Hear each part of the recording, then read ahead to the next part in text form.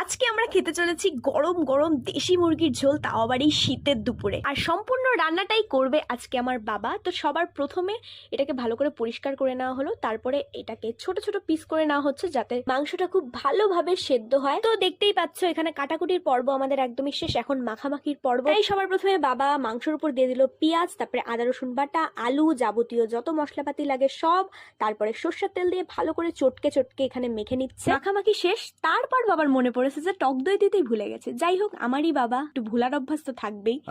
কি বলিস? না না, তেমন কিছু না। আরে রান্নাটা তো শুরু করো, খিদা পেয়ে গেল তো। হ্যাঁ, সেটাই তো করছি। তো যাকগে, বাবা এখন জিরা, শুকনা লঙ্কা আর তেজপাতা ফোড়ন দিয়ে মাংসটা ফাইনালি বসিয়ে দিয়েছে।